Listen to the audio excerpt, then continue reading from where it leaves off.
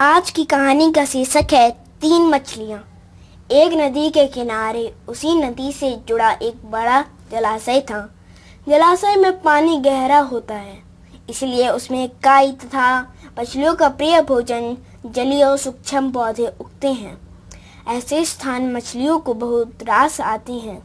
उस जलाशय में भी नदी से बहुत सी मछलियां आकर रहती थीं।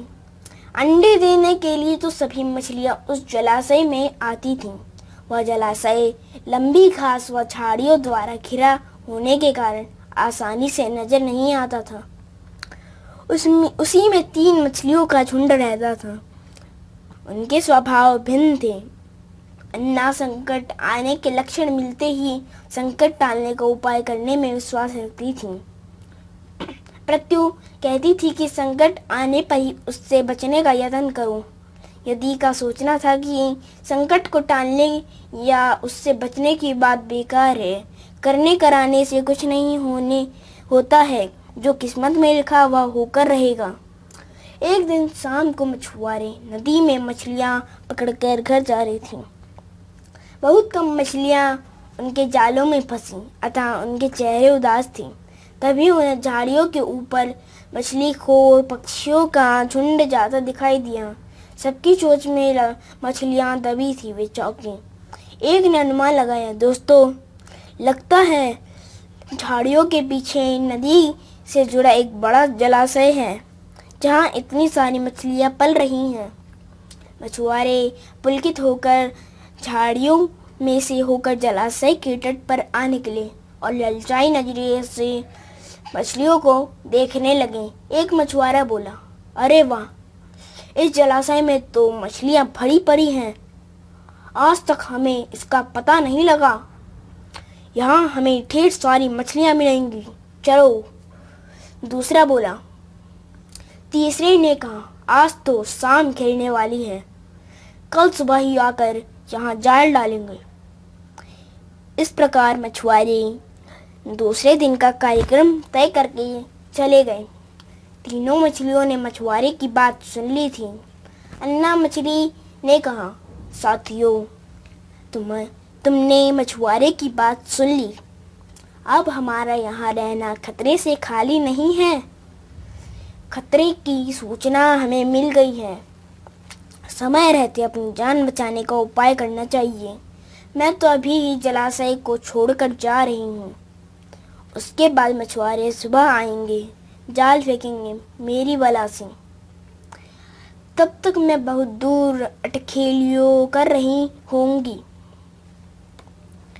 प्रत्यु मछली बोली, तुम्हें जाना है तो जाओ, मैं तो नहीं आ रही हूँ। अभी खतरा आया कहाँ है जो इतना घबराने की जरूरत है। हो सकता है संकट आए ही नहीं और मछुआरों का यहाँ आने का कार्यक्रम व्यर्थ हो सकता है। हो सकता है कि रात को जाल को चूहे कुतर जाए।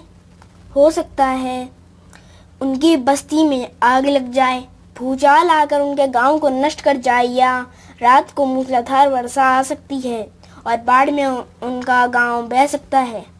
इसलिए उनका आना निश्चित नहीं है। जब वह आएंगे तब सोचेंगे, हो सकता है मैं उनके जाल में फंसूं ही ना। यदि ने अपने भाग्यवादी बात कही, भागने से कुछ नहीं होने वाला। मछुआरों को आना है तो वह आएंगे, हमें जाल में फंसना है तो हम फंसेंगे। किस्मत में मरना ही लिखा है तो क्या किया जा सकता है। इस प्रकार अन्ना तो उसी समय वहां से चली गई। प्रत्यु और यदि जलाशय में ही रही। भोर हुई तो मछुआरे अपने जाल को लेकर वहां आए और जलाशय में जाल फेंककर मछलियां पकड़ने लगे। प्रत्यु ने संकट को आए देखा तो लगी जान बचाने को उपाय सोचने। उसका दिमाग तेजी से काम करने लगा था। आसपास छिपने के लिए कोई खोखली जगह भी नहीं थी। तभी उसे याद आया कि उस जलाशय में काफी दिनों से एक मरे हुए ऊदबिलाव की लाश तैरती है। वह उसके बचाव में काम आ सकती है। जल्दी ही उसे वह लाश मिल गई। लाश सड़ने लगी थी। पृथ्वी लाश के पेट में घुस गई और सड़ती लाश की सड़ांध अपने ऊपर लपेटकर बाहर निकली। कुछ ही देर में मछुआरे के जाल में पृथ्वी फंस गई। मछुआरे ने अपना जाल खींचा और मछलियों को किनारे पर जाल से उतार दिया। बाकी मछलियां तो तड़पने लगी, परंतु पृथ्वी दम साधकर मरी हुई मछली की तरह पड़ी रही। मछुआरे को सड़ांध का भभका लगा तो मछलियों को देखने लगे। उसे निश्चल परी पृथ्वी को उठाया और सूंघा। आंख, यह तो कई दिनों की मरी मछली है, सड़ चुकी है। ऐसे बड़बड़ाकर बुरा समूह बनाकर उस मछुआरे ने पृथ्वी को जलाशय में फेंक दिया। पृथ्वी ने अपनी बुद्धि का प्रयोग कर संकट से बच निकलने में सफल हो गई थी। पानी में गिरते ही उसने गोता लगाया और सुरक्षित गहराई में पहुंचकर जान की खैर मनाई। यदि भी दूसरे मछुआरों के जाल में फंस गई थी और एक टोकरी में डाल दी गई थी।